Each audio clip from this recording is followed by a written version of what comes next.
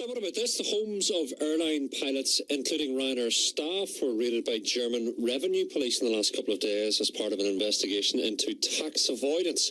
Papers and computers were seized. Pilots were questioned for several hours about their financial affairs. Now, this follows on from similar raids by Italian authorities, which saw some pilots getting demands for up to €40,000 of unpaid tax as well. The president of the Irish Airline Pilots Association joins me on the line, Captain Evan Cullen. Captain, good afternoon to you. Good afternoon. How could a situation like this arise?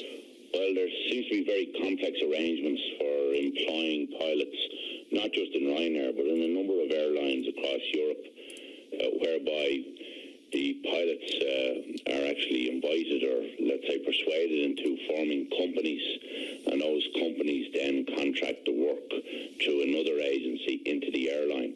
It's a very beneficial arrangement for avoiding tax. We estimate that possibly as much as 20-25 million of tax avoidance is committed through this mechanism.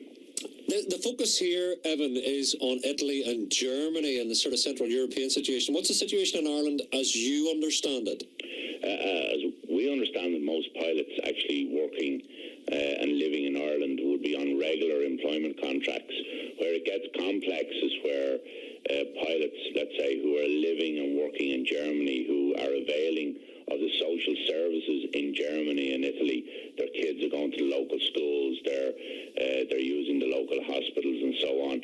And then the German tax authorities, I believe, have formed a view that they should be receiving either some tax or more tax than they are receiving from these people who are using their social services. I'm assuming some of your members, there'll be some Irish pilots living in Germany. There absolutely no doubt. We have hundreds of pilots living not just in Germany but in Italy, Spain and various other countries and the Benelux. So it is a huge problem for us. Everything we have seen under the Irish tax code says that this is lawful.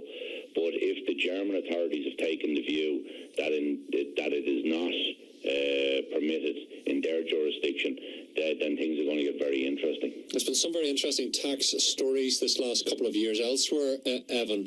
You're not saying that as working people, and we're lucky enough to be working, that we don't know that we're due tax. I mean, I'm freelance like many of the pilots you described, but I know where my tax liability lies. You're not suggesting your members are silly in that regard? No, but the problem is that the contracts that you sign are normally Irish-based.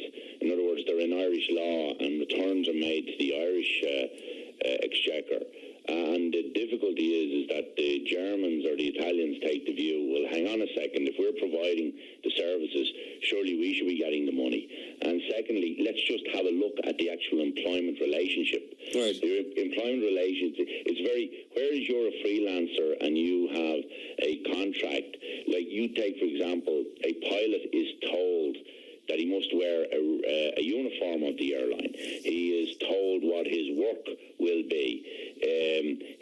And this negates all of the employment legislation, such as unfair dismissal, payment of wages, all those acts that protect employees, and even such things as maternity leave for female pilots. All of these things are set aside in this contractual type arrangement that seems to be that the Germans have a huge difficulty with. Like the pilots collective, if I could characterise it as you've described. I mean, what does it say about the European Union, Evan, when the Germans see this as illegal and they make these huge demands of pilots? You describe maybe an Irish situation of contract where it's perfectly legal here. What is this, legal stalemate?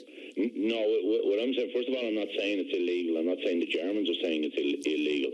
What I do understand is that there's a massive investigation going on as to how big this operation is. And my figures are from my members.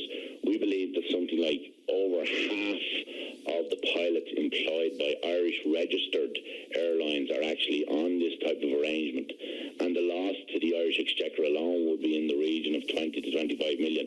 Nobody's suggesting, I've never heard anybody suggest that anything is illegal. It just seems to be the way that the tax code is being interpreted. And just a final word, Evan, if you can, about if you want to call it the Ryanair model of employment. I would have thought there would have been a day when your pilot, your British Airways, your Aer Lingus was a highly valued staff member with staff benefits, and the company paid the taxes. Maybe a comment here on the way Ryanair employ pilots. Well, and other airlines, pilots, of course. But Ryanair have an awful lot of staff which are not on what we would call a regular employment contract. They are on a contractual basis where they don't have the protections that would normally come with employment in Western Europe. Evan, thank you for your time today. Thank you for joining us from the Irish Pilots Association. Their president, Evan Cullen, Captain Evan Cullen, 71266 522.